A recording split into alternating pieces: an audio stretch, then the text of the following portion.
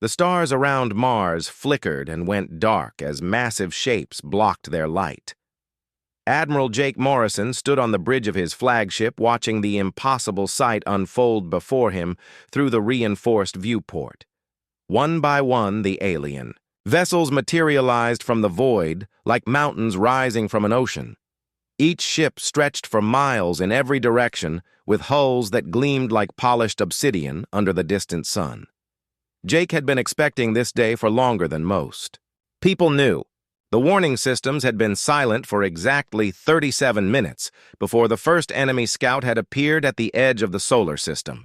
Now 10,000 warships hung in perfect formation between Mars and Jupiter like a wall of metal and death.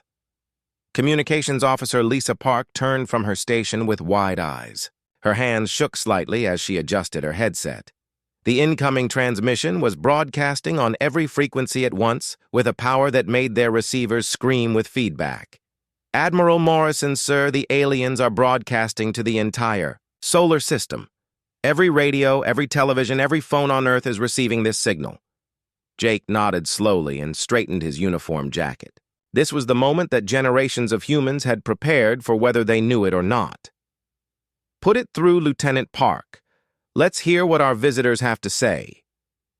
The main screen flickered and filled with the image of something that had never walked on any world humans had ever seen.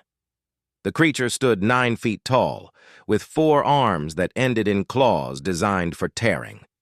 Its skin was the color of old brass and covered in scales that caught the light like armor. 6 eyes arranged in 2 rows studied the camera with obvious intelligence and barely contained contempt. When it spoke, its voice was like grinding metal, given the power of speech. The translation software built into every human communication device struggled to keep up with the alien language, but the meaning came through clearly enough. Primitive species of the 3rd planet, you will listen and you will obey. I am Supreme Commander Vexithara of the Zephyrian Collective. We have conquered 3,000 worlds in our march across this galaxy. Your pathetic civilization is nothing more than another stepping stone in our eternal expansion. Jake felt his crew tense around him, but kept his own expression neutral. He had studied every piece of intelligence they had gathered about the collective over the past 2 centuries. The aliens followed the same pattern on every world they encountered. First came the threats, then the demonstrations of power, then the demands for total surrender. You have exactly 72 hours to surrender unconditionally to collective authority.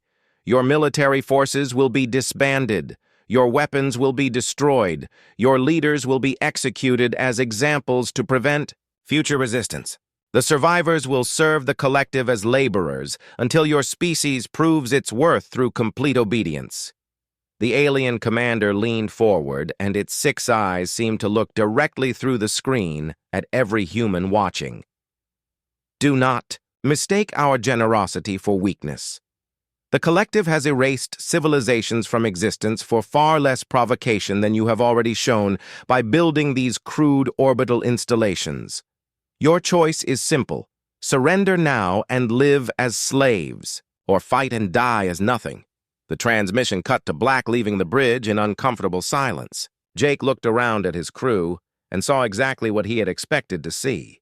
Lisa Park was trying not to smile. Navigation Officer Ryan Chen was actually grinning as he plotted courses on his display. Even the normally serious Chief Engineer Maria Santos had a small smirk playing at the corners of her mouth. "Sir, what are your orders?" asked his executive officer, Commander Bill Foster. Jake walked to the communication station and activated the ship-wide intercom. His voice would reach not just his own crew, but every human vessel in the system through their secure quantum communication network. "All stations, this is Admiral Morrison. Our guests have finally arrived after keeping us waiting for so long. Execute Protocol 7 immediately. All civilian vessels are to maintain normal operations. All military units are to hold current positions and await further orders. Remember, people, we have been preparing for this moment longer than any of them realize." He switched to the open broadcasting frequency that would reach both Earth and the alien fleet. Down on the planet, 7 billion humans were watching their screens, waiting to see how their species would respond to the greatest threat they had ever faced. This is Admiral Jake Morrison of the Earth Defense Force, addressing Supreme Commander Vexathera and the Zephyrian Collective Fleet. Jake paused and let himself smile. It was not the smile of someone facing overwhelming odds or certain death. It was the smile of someone who had been dealt exactly the hand he wanted in a card game that had been rigged from the beginning. "Thank you for coming, Commander. We have been waiting for you." The simple words hung in space between the two fleets like a challenge thrown down by a knight to a dragon. Jake could almost feel the confusion rippling through the alien ships as they tried to understand how any species could respond to a death threat with gratitude. On Earth, President Lisa Carter stood before the cameras in the Oval Office. Behind her, through the windows, the lights of Washington glowed softly in the evening air. She looked directly into the camera lens and spoke to both her own people and the aliens listening to every transmission. The Zephyrian Collective has offered humanity a choice between slavery and death. We choose neither. Instead, we offer the Collective something they have never encountered in their thousands of years of conquest. We offer them the chance to learn what happens when they threaten a species that refuses to kneel. Her smile was the same one that Jake Morrison wore on his bridge. It was the same expression that appeared on the faces of construction workers in Detroit and teachers in Tokyo and farmers in Kansas as they watched the skies above their world. Dr. Henry Brooks stepped forward at the Xenobiology Institute in Geneva. As Earth's leading expert on alien contact protocols, he had spent decades preparing for this exact moment. His message was broadcast on all frequencies, with enough power to reach every ship in the alien fleet. "Supreme Commander Vexathera, your arrival marks a historic moment for both our species. Humanity welcomes the opportunity to demonstrate why. We have survived and thrived on a world that has tried to kill us for millions of years. We invite you to witness what makes us different from every other species you have conquered." The smiles spreading across human faces around the solar system were not born of madness or desperation. They were the smiles of a species that had spent 200 years preparing for this exact confrontation. Every human alive knew that their ancestors had made plans that reached far beyond their own lifespans. In the asteroid belt between Mars and Jupiter, objects that had been drifting silently for decades began to stir. The aliens had dismissed them as space debris not worth their attention. Soon they would learn their first lesson about the dangers of underestimating humanity. The 72-hour countdown had begun, but the Zephyrian Collective had already lost the most important battle. They had revealed themselves to an enemy that had been waiting patiently in the shadows for exactly this moment. Supreme Commander Vexathera stood in the command center of her flagship, staring at the tactical display with growing confusion. In 50,000 years of collective expansion, no species had ever responded to their ultimatum with anything resembling confidence. Fear was the expected reaction, followed by desperate attempts at negotiation or hopeless military posturing. The humans had done neither. "Commander Zektal, report on the human response patterns," she ordered her second in command. The shorter alien moved to her side carrying a data tablet that showed communication intercepts from across the human system. "Supreme Commander, the response is unlike anything in our Conquest database. Planetary communication traffic has actually decreased since our arrival. There are no signs of mass panic or military mobilization. Most disturbing of all, our linguistic analysis shows that humans are using words associated with anticipation and satisfaction rather than fear." Vexathera felt her claws extend involuntarily, as they always did when she encountered something unexpected. The Collective had perfected the art of conquest through overwhelming displays of force, followed by inevitable surrender. Every species followed the same pattern because terror was a universal constant among intelligent life. "Perhaps they are too primitive to understand the threat," suggested Commander Zektal. "Their technology appears to be several thousand years behind our own.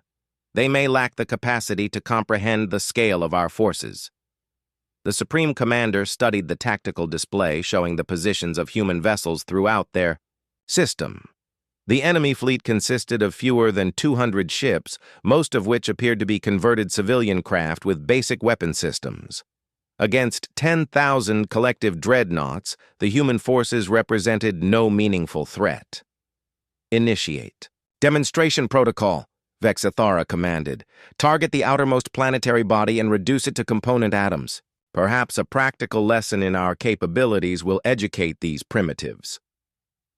The weapons officer acknowledged the order and began targeting procedures. The small world designated as Pluto by the humans would serve as an excellent example of collective power. It was far enough from the populated areas to avoid immediate casualties, but close enough for the entire human species to witness their doom. Energy built in the primary cannon of the flagship as gravitational manipulators focused. Power that could crack continents. The weapon had been tested on thousands of worlds and had never failed to break the spirit of defending populations. Within moments, the humans would understand exactly what they faced. The blast erupted from the collective flagship like a lance of concentrated starfire. It crossed the void in seconds and struck the distant world with enough force to shatter its atomic bonds. Pluto simply ceased to exist, leaving only an expanding cloud of cosmic dust where a planet had orbited for billions of years. Vexathara waited for the human response with anticipation. Military channels should explode with panic communications, while civilian populations descended into chaos. Instead, the communication networks remained strangely quiet for several minutes after the demonstration. When the human response finally came, it originated from a research station orbiting Jupiter. The voice belonged to a human male who spoke, with the calm tone of someone commenting on the weather rather than witnessing planetary destruction. "Impressive," said Captain Steve Rodriguez from his position aboard the research platform Galileo. "We recorded the entire energy sequence for analysis. Your gravitational focusing technique is particularly elegant." The response was so unexpected that several collective officers turned to stare at their supreme commander. In their experience, species either begged for mercy after such demonstrations or launched desperate attacks. Clinical analysis of their weapons was entirely outside the normal parameters. Captain Rodriguez continued speaking before anyone in the collective fleet could formulate a response. "Thank you for the practical demonstration. Our turn." The words hung in space like a challenge that made no sense given the obvious disparity in forces. Vexathara was about to dismiss the transmission as meaningless bravado when her tactical officer began shouting alarm warnings. "Supreme Commander, massive energy signatures throughout the asteroid belt, multiple contacts powering up simultaneously." The tactical display exploded with new contacts as objects that had been cataloged as space debris suddenly revealed their true nature. Hundreds of human vessels emerged from hiding places among the asteroids between Mars and Jupiter. Each ship was significantly smaller than collective dreadnoughts, but their power signatures were unlike anything in the alien database. Captain Maria Santos stood on the bridge of the stealth destroyer Eagle, watching her targeting systems lock onto alien vessels with mechanical precision. Around her, the crew worked with the calm efficiency of people who had trained for this moment their entire lives. "All stealth units, this is Eagle Actual. The masquerade is over. Execute phase transition." Protocols on my mark. Throughout the asteroid belt, human ships that had been hiding in plain sight for decades began activating technology that should not have existed. The vessels shimmered like mirages in desert heat as their hulls shifted between dimensions. Within seconds, they became translucent, then completely invisible to normal sensors. "What is happening?" demanded Vexathara, as her tactical displays failed to track the human vessels. "Where did they go?" The answer came in the form of weapons fire that appeared from empty space. Human ships phased in and out of normal reality, striking collective vessels from impossible angles before vanishing again. The aliens discovered that their targeting systems could not lock onto enemies that existed in multiple dimensions simultaneously. Admiral Jake Morrison watched the engagement unfold from his flagship with satisfaction. The phase shift technology had taken human scientists over a century to perfect, but the investment was proving its worth. Collective weapons designed for conventional space combat were useless against targets that could step sideways out of normal space. Admiral Morrison to all units. Remember, this is a field test, not a full engagement. Disable their weapons and engines, but avoid hull breaches. We want prisoners and intact technology for analysis. The one-sided battle continued for 20 minutes, as human ships demonstrated capabilities that violated everything the collective understood about physics. Their vessels appeared inside alien shields, attacked critical systems, and vanished before return fire could be coordinated. Commander Zektal stared at his tactical display as ship after ship reported weapons failures and engine damage. Supreme. Commander, how is this possible? Our intelligence indicated they were a primitive species with basic chemical propulsion and projectile weapons. Vexathara felt something she had not experienced in thousands of years of conquest. For the first time since her species had begun their expansion across the galaxy, she was facing an enemy that had prepared for her arrival. The humans had not been caught by surprise. They had been waiting. All ships withdraw to defensive formation, she commanded. Cease offensive operations until we can analyze these new weapons. But as her fleet attempted to retreat, they discovered that something was preventing their jump drives from engaging. The entire solar system had somehow been sealed off from hyperspace. There would be no escape until the humans decided to allow. Captain Rodriguez spoke again from his research station with the same maddeningly calm tone. Supreme Commander, we hope you enjoyed our opening demonstration. Please do not attempt to leave the system until our discussions are complete. We have much to teach each other. What followed was not a battle in any sense that the Zephyrian collective understood. There were no massive fleet engagements or desperate charges against overwhelming odds. Instead, the humans began what could only be described as a methodical hunt that picked apart the alien armada one ship at a time. Colonel Ryan Peterson adjusted his flight helmet as his dimensional fighter prepared to phase into normal space.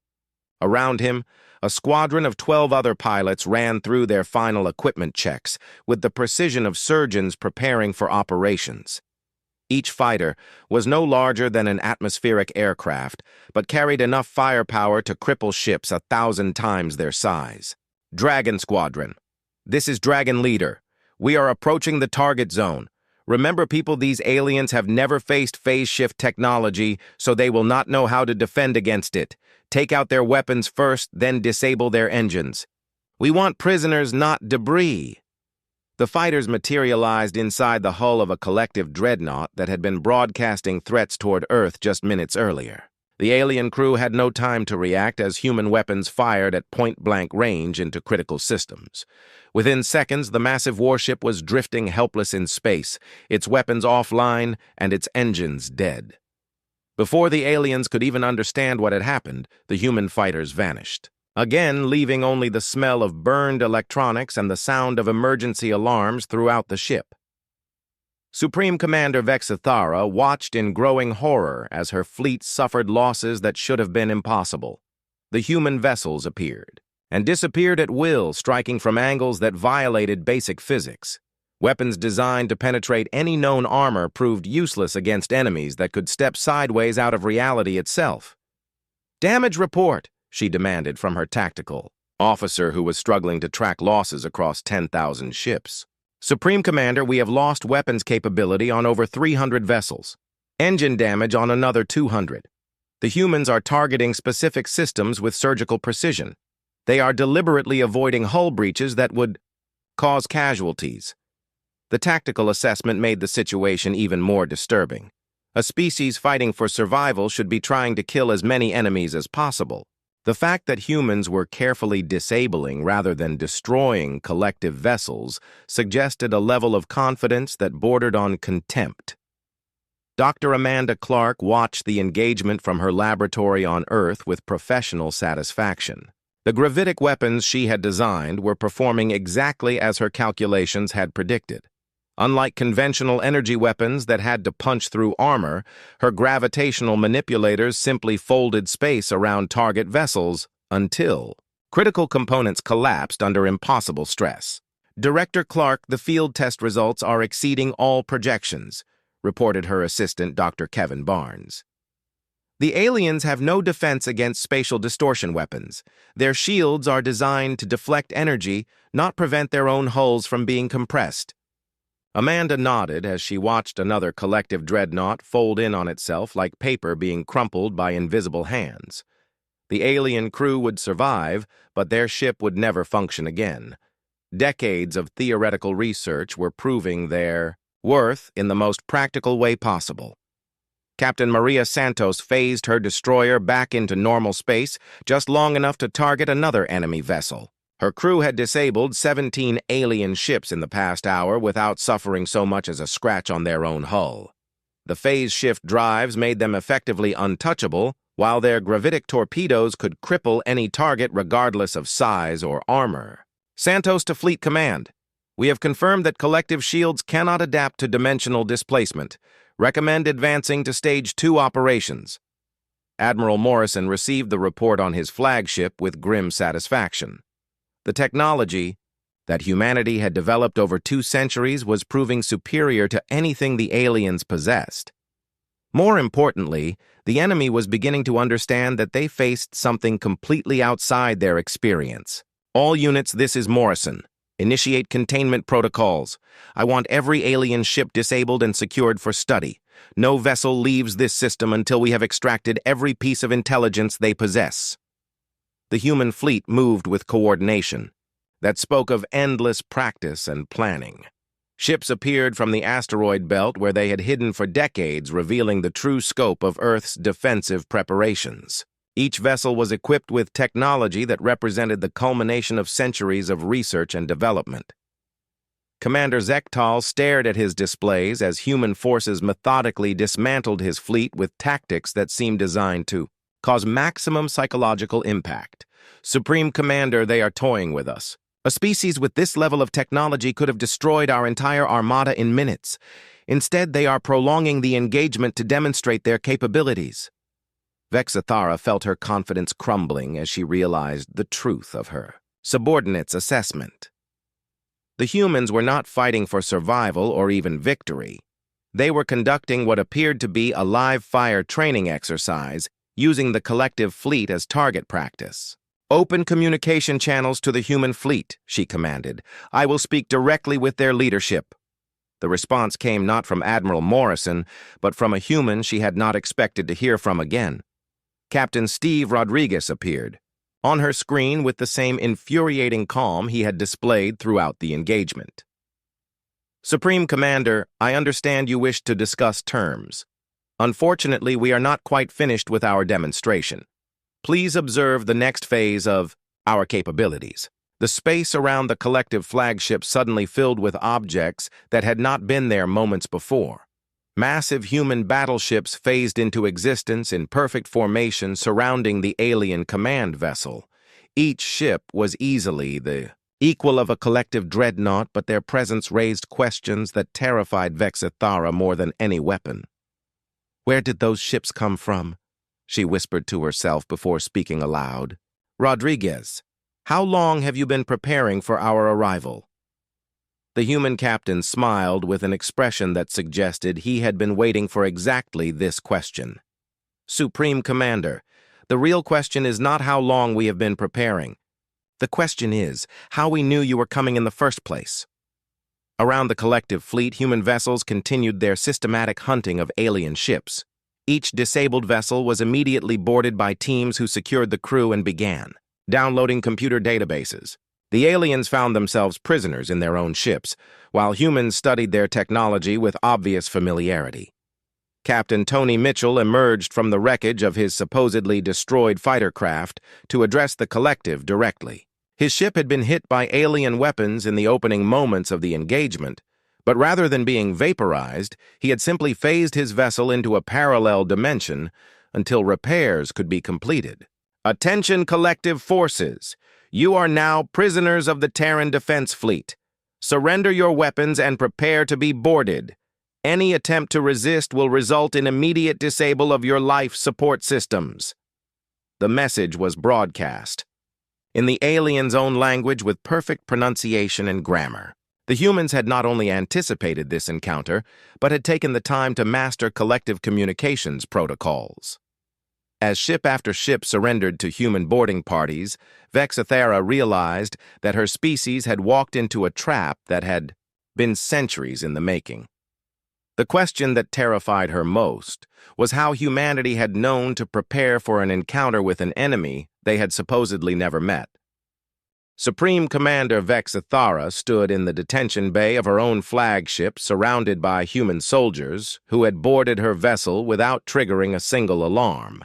The humans had somehow bypassed every security system the collective had developed, over thousands of years of warfare.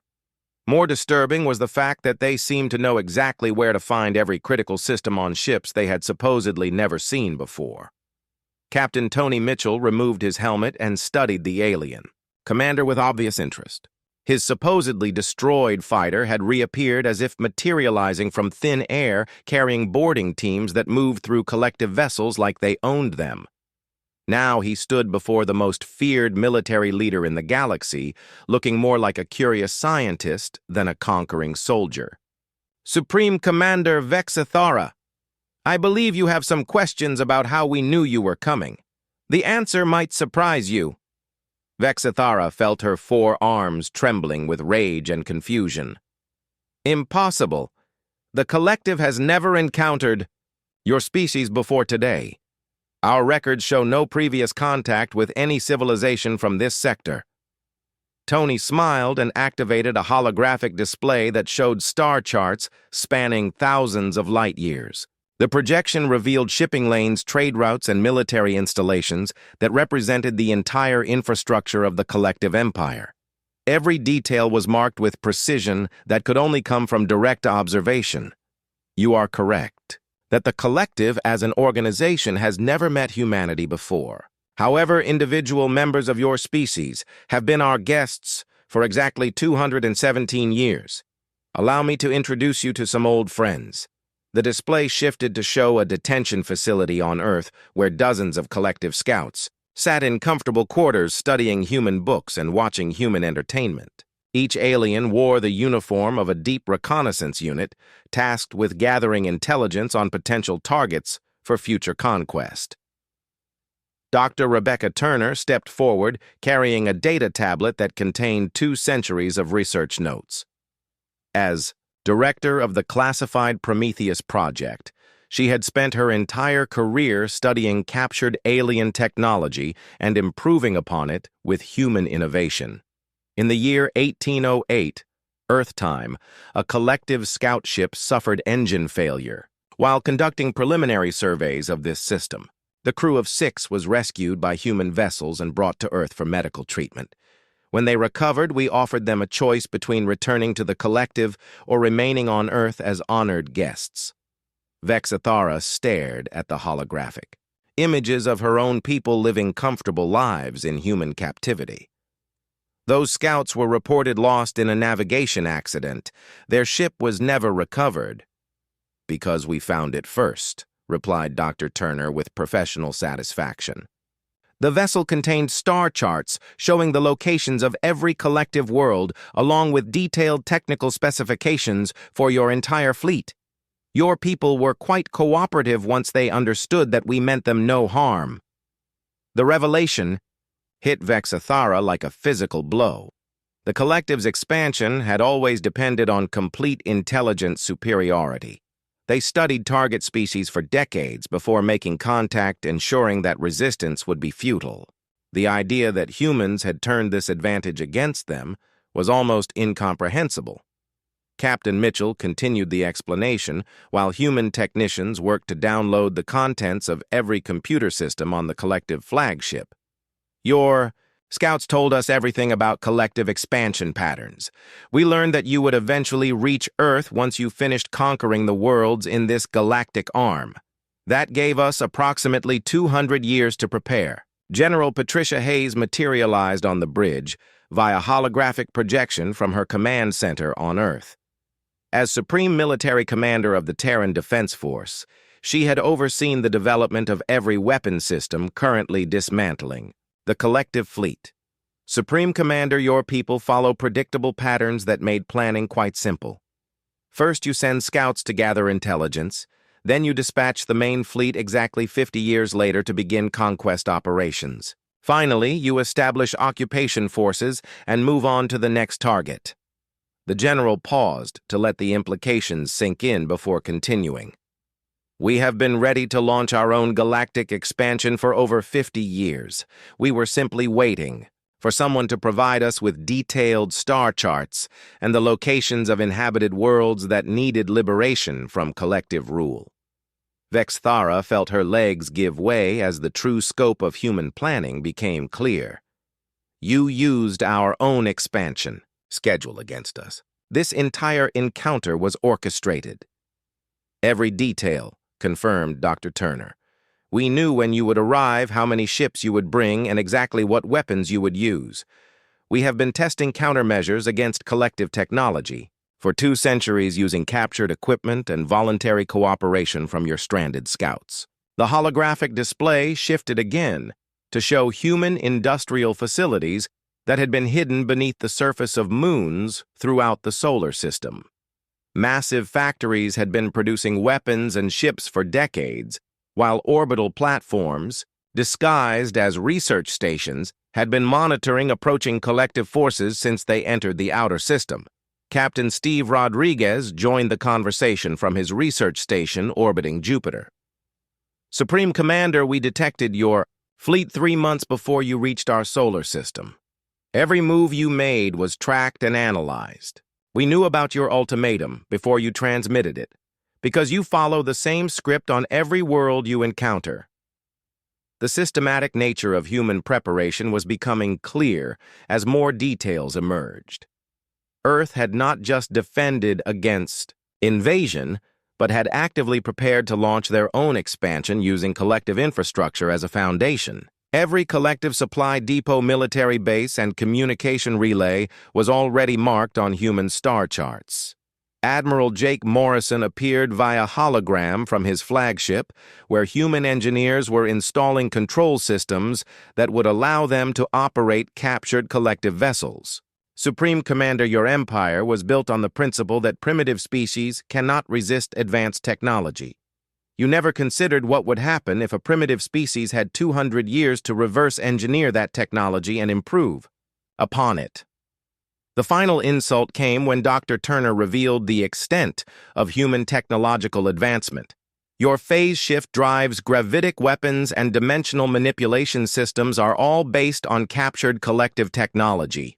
We simply added human innovation to alien science and created tools that surpass anything your people ever imagined. Vexthara realized that the collective had not been defeated by superior technology, but by superior planning. Humanity had taken every advantage the aliens possessed and turned it against them through patience, preparation, and the kind of long-term thinking that spanned generations. What happens now? She asked with the resignation of someone who finally understood how completely they had been outmaneuvered. General Hayes smiled with the same expression that had appeared on human faces throughout the solar system when the alien fleet first arrived. Now, Supreme Commander, you get to watch as we use your own star charts to liberate every world you have conquered. Your empire ends today, but your people can choose to help us build something better. The transformation from hunter to hunted was complete. The Zephyrian collective had walked into a trap that had been over 2 centuries in the making, and now faced the choice between cooperation and irrelevance in a galaxy that was about to change forever. 3 months after the last collective vessel had surrendered, President Lisa Carter stood on the bridge of what had once been Supreme Commander Vexthara's flagship. The massive warship had been renamed New Washington and now served as the Mobile Command Center for humanity's rapidly expanding presence throughout the galaxy. Through the reinforced viewports, she could see dozens of hybrid human-alien vessels preparing for the next phase of liberation operations. the integration of collective. Survivors into human command structures had proceeded more smoothly than anyone had expected. Most alien personnel had chosen cooperation over relocation to the reservation worlds that Earth had established for those who preferred isolation. The prospect of serving under commanders who had defeated the collective in a matter of hours proved more appealing than exile. Admiral Jake Morrison reviewed the tactical displays showing human fleets spreading throughout former collective territory. Each task force included both captured alien vessels and newly constructed ships that combined the best of human and collective technology. The hybrid designs were proving superior to anything either species had produced independently. Madam, President, the First Liberation Fleet has reached the Andraxis system. Captain Rodriguez reports that local populations are responding favorably to our arrival. Carter nodded as she studied reports from across the galaxy. World after world that had suffered under collective rule for thousands of years was welcoming human forces as liberators rather than new conquerors. The difference between Earth's approach and the collective's methods was becoming clear to every species they encountered. Captain Steve Rodriguez stood on the bridge of his flagship as it entered orbit around Andraxis Prime. The planet below had been under collective control for over 3,000 years, and its inhabitants had never known freedom from alien oppression. Now they watched in amazement as human vessels deployed aid stations rather than occupation forces. All stations, this is Captain Rodriguez of the Terran Liberation Fleet. To the people of Andraxis Prime, we bring greetings from Earth and an offer of friendship between our species. The collective rule over your world has ended. You are now free to determine your own destiny. The response from the planetary surface was immediate and overwhelming. Communication channels filled with voices speaking dozens of different languages as the various species inhabiting Andraxis Prime struggled to understand that their centuries of slavery were truly over. Many could not believe that their liberators wanted nothing in return except friendship and cooperation. Dr. Rebecca Turner worked alongside former collective scientists in laboratories that had been converted from weapons research to peaceful applications. The combination of human creativity and alien knowledge was producing advances in medicine, agriculture, and energy production that benefited every species involved. Technology that had been used for conquest was being transformed into tools for rebuilding civilizations. Dr. Turner, the gravitational medical scanners are showing remarkable results, reported her collective colleague scientist, Velmar. We can now detect and treat diseases that have plagued our people for millennia. Human biomedical knowledge combined with our technology is saving lives on every liberated world. The former collective scientist had adapted to working under human supervision with surprising enthusiasm. Like many of his people, he had grown tired of serving an empire built on fear and oppression. The opportunity to use his skills for healing rather than destruction had proven irresistible. Commander Vexithera herself had become an advisor to the Terran High Command, providing intelligence about remaining collective strongholds and helping to plan liberation campaigns. Her knowledge of galactic politics and military strategy was proving invaluable as humanity expanded its influence throughout the galaxy. Admiral Morrison, the remaining collective forces have consolidated around their core worlds in the galactic center, she reported during a strategy meeting aboard New Washington. They still control approximately 2,000 systems, but their fleet strength has been reduced by 70%. The former Supreme Commander had found purpose in helping to dismantle the empire she had once served. Seeing the positive changes that human rule brought to oppressed worlds had convinced her that the collective's reign of terror needed to end permanently. General Patricia Hayes commanded liberation operations from Earth, where massive shipyards worked around the clock to produce vessels for the expanding Terran fleet. Every day brought news of new worlds freed from collective control and new species joining the growing alliance of liberated civilizations. President Carter, we have received formal requests for protection from over 300 star systems, she reported during their daily briefing. Former collective colonies are eager to join the Terran Protectorate rather than risk being reconquered. The speed of the collective's collapse had surprised even human planners who had spent 2 centuries preparing for this moment. The empire that had terrorized the galaxy for 50,000 years was crumbling as world after world chose freedom over oppression. Captain Tony Mitchell led deep reconnaissance missions into remaining collective territory, gathering intelligence, and making contact with resistance movements that had operated in secret for generations. His phase-shift-capable vessels could penetrate enemy defenses undetected and deliver supplies to freedom fighters who had never dared hope for liberation. Command. This is Mitchell reporting from the Centauri sector. Local resistance groups are ready to coordinate with our forces. They estimate they can take control of planetary defense systems within hours of our arrival. The pattern was repeating throughout the galaxy as oppressed populations rose up against their collective overlords. The mere knowledge that liberation was possible had ignited rebellions on hundreds of worlds that the aliens could no longer contain.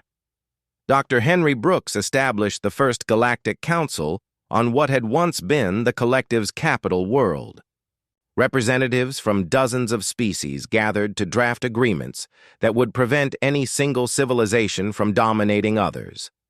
The principles of cooperation and mutual respect that humans had learned during their long preparation were becoming the foundation for a new galactic order. Fellow beings, we gather today not as conquerors and conquered, but as equal partners in building a better future for all our peoples, he addressed the assembled delegates. The age of empire is ending. The age of cooperation begins now. As the Eights' final collective strongholds fell to combined liberation forces, President Carter reflected on the journey that had brought humanity to this moment. 2 centuries of patient planning had transformed Earth from an isolated world into the center of a galactic alliance dedicated to freedom and progress. The stars that had once seemed impossibly distant now served as waypoints on trade routes that connected thousands of worlds. Humanity had not conquered the galaxy, but had liberated it from those who would keep its peoples in chains. Admiral Morrison stood beside her, looking out at the ships preparing for the next phase of expansion. Madam President, the galaxy is a much larger place than our ancestors imagined, but it no longer seems quite so empty. Carter smiled with the same expression that had appeared on human faces when the collective first arrived with their ultimatum. It was the smile of a species that had refused to kneel and had instead chosen to stand up for everyone who could not stand for themselves. The message that humanity broadcast to every corner of the galaxy was simple and clear. Freedom was not a privilege to be granted by the strong, but a right that belonged to every thinking being. Those who would deny that right would find that humanity had been waiting for them with patience that spanned generations and determination that could not be broken.